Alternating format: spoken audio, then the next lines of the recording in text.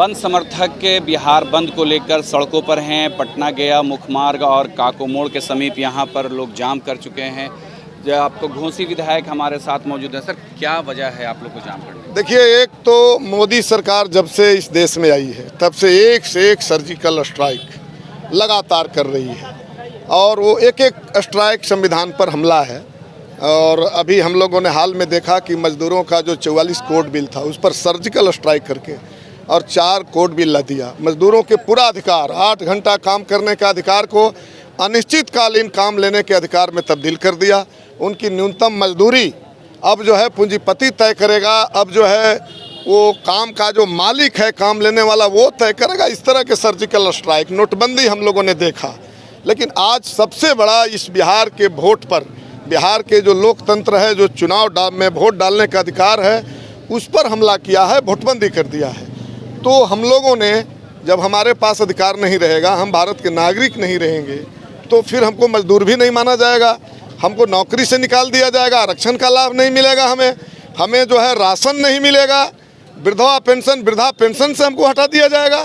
और इसलिए हमारा जो सबसे बुनियादी अधिकार है वोट डालने का, जिस पर हमला किया है चुनाव आयोग के माध्यम से मोदी सरकार ने। मैं मोदी सरकार को इसलिए कह रहा हूँ कि अभी तक जो चुनाव आयोग की नियुक्ति होती थी उसमें सुप्रीम कोर्ट के मुख्य न्यायाधीश होते थे, प्रधानमंत्री होते थे और नेता प्रतिपक्ष होते थे। अब जो है इसमें बदलाव करके, मालूम ही है सबको, 2024 में प्रस्ताव लाया गया और ये बदलाव करके अब इलेक्शन कमीशन की नियुक्ति प्रधानमंत्री और उनके मंत्री और नेता प्रतिपक्ष मिलकर कर रहे हैं। तो बहुमत तो उनकी हो गई, मोदी जी की हो गई। अभी के चुनाव आयुक्त के नियुक्ति में मोदी जी और अमित शाह हैं, राहुल गांधी हैं, तो बहुमत उधर है।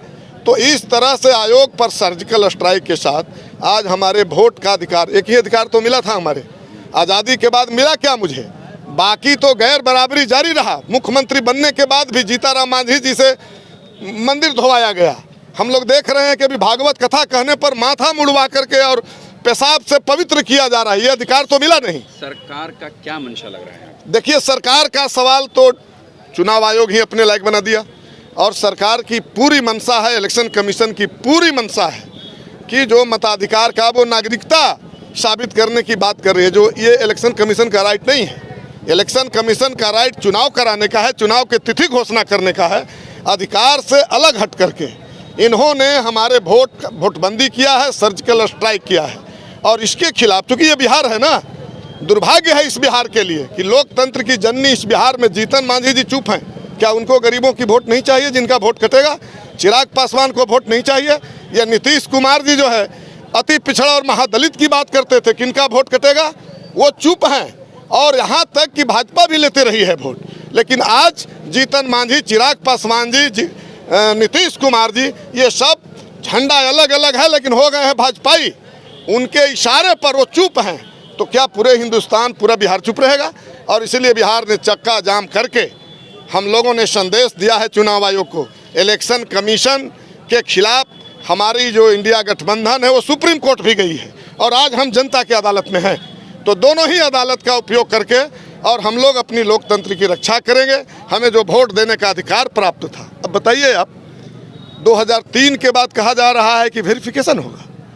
2003 में जिनका वोटर लिस्ट में नाम जुड़ा था, आज वो 40 बरस के हो गए। जोड़ लीजिए आप, 2003 22 बरस हुआ और वो 18 बरस के थे, तो 40 बरस के हो गए। हर 40 बरस के हमारे जो युवा हैं, जिनको रोजगार की उम्मीद है इस इंडिया गठबंधन की सरकार अगर आएगी, तो वो पिछले बार 17 महीना में उन्होंने देख लिया है कि कैसे इस इंडिया गठबंधन की सरकार ने 5 लाख युवाओं को नौकरी दिया। और इसलिए एनडीए के निशाने पर ये बिहार के 40 बरस के युवा हैं। वो चाहता है कि हर युवाओं का हम वोटर लिस्ट से नाम काट दें, जिनकी संख्या इस बिहार में लगभग 5 करोड़ के आसपास है। तो हम ऐसा नहीं होने देंगे।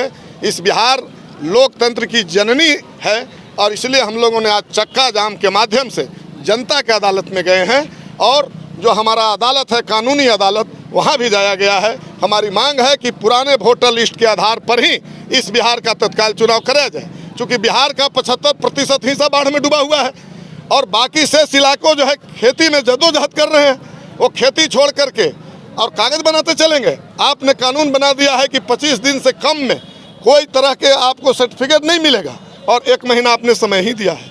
और अब और एक भ्रामक इलेक्शन कमीशन ने क्या कहा नहीं कहा, लेकिन नीचे ऑफिसर बोल रहे कागज मत जमा कीजिए, ऐसे ही फार्म भर करके दे दीजिए। ये धोखाधड़ी है, ये कोशिश है। नोटिफिकेशन सरकार जारी करे, लेकिन इलेक्शन कमीशन जारी नहीं कर रहा है। उनके ऑफिसर अलग अलग तरीके से साजिश कर रहे हैं, और इसीलिए हम लोग आम जनता को सचेत कर रहे हैं कि ये जो चाल है कागज न जमा करने का, इसमें मत पड़िए।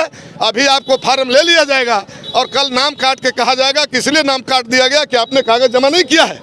तो इस साजिश के खिलाफ हम पूरे इलेक्शन कमीशन को कहना चाहेंगे कि पुराने वोटर लिस्ट के आधार पर ही इस बिहार का चुनाव कराइए, और चुनाव के बाद आपको जो करना है पूरे देश में कीजिएगा। तो इस तरीके से इंडिया महागठबंधन जो है बंद को लेकर यहाँ सड़कों पर उतरी है, आगजनी भी किया है। यहाँ पर जहानाबाद घोसी विधानसभा क्षेत्र के विधायक रामबली सिंह यादव भी मौजूद थे, जिन्होंने अपनी बातें रखी। तो उन्होंने ये कहा कि जो पुराना वोटर लिस्ट है उस हिसाब से बिहार में चुनाव कराया जाए, और अपनी उन्होंने बातें रखी। लेकिन खैर देखना है कि आने वाले वक्त में आखिर क्या होता है। जहानाबाद से सैयद मुशर्रफ इमाम, बिहार तक।